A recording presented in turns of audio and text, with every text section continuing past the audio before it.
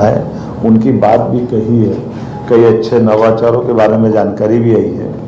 और जैसे agriculture sector में भावांतर योजना को लगभग 1.5 लाख से ज़्यादा लोगों ने पंजीयन किया है और भावांतर योजना का बहुत अच्छा रिस्पांस मिल रहा है। ये भी फीडबैक आ रहा है कि नीचे से किसानों को कि उनकी जो हमारी पूर्व घोषित योजना है कि हम अपनी मंडी में भी अच्छा भाव दिलाएंगे और मंडी के भाव के बाद का डिफरेंस अमाउंट जो 5,328 तक हमको देना है वो हम दे के रहेंगे। इसलिए स्वाभाविक रूप से किसान को जो बाकी उपार्जन में लंबी लाइन लगना पड़ता था, तुल कांटे से लेकर के कई कठिनाई होती थी, वो सब चीज़ें निजात मिलेगी। लेकिन हमने ये भी कहा कि एग्रीकल्चर में भी जैविक खेती को भी बढ़ावा दें, क्योंकि जब हम पशुपालन को बढ़ावा दे रहे हैं, प्राकृतिक खेती भी बढ़ना चाहिए और इनके पंजीयन करके, क्योंकि इसमें दोहरा लाभ रहता है।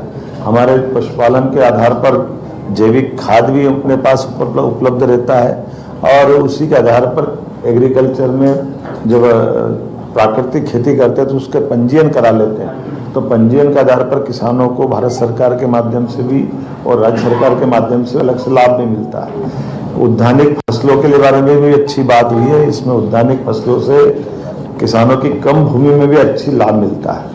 उदाहरण के लिए गुना के अंदर गुलाब की खेती के प्रेजेंटेशन बताया है। अब हमने कहा गुलाब की खेती गुना में हो रही है, और भी ऐसे फूलों की खेती को बढ़ावा दे सकते हैं। बहुत अच्छे से इस पे बात हुई। ड्रिप स्प्रिंकलर सिंचाई को भी बढ़ावा देने पर हमारा जोर है, क्योंकि इसमें बूंद बूंद पानी बचता है। बड़े पैमाने पर जब हमारा सिंचाई का रकबा बढ़ रहा है तो सिंचाई के रकबे में भी हम स्प्रिंकलर से और नीचे तक एक एक बूंद बचा करके अधिकांश खेती के अंदर सिंचाई का रकबा भी बढ़ाएं और उसको लाभ दिलाएं। प्रत्येक जिलों में कहा गया भाई, चूंकि प्राकृतिक खेती जैविक खेती को हम बढ़ावा दे रहे हैं तो खेती के लिए उत्पादों का बाजार भी निर्मित करें, ताकि एक सप्ताह में एक दिन के लिए वो उत्पाद भी बेचने की जगह हो जाए, वहाँ वो अपना प्रॉपर माल बेच सके। तो ये जो किसान उत्पादन करते हैं उससे उनका लाभ मिलेगा।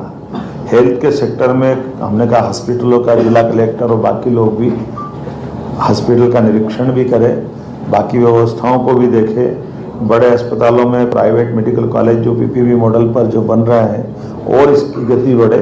ये बात सही है कि पूरे देश में सबसे तेज़ गति से मेडिकल कॉलेज अगर कहीं बन रहे हैं तो हमारे राज्य के अंदर हो रहे हैं। लेकिन जो हमको चैलेंज है उस चैलेंज पे भी हम पहले से अच्छी स्थिति में आए, लेकिन अभी और अच्छी स्थिति में आए। जैसे कुपोषण से भी हमारा अभियान और तेज होना चाहिए, ताकि हमारी इस तरह की और इसमें गति बढ़ेगी।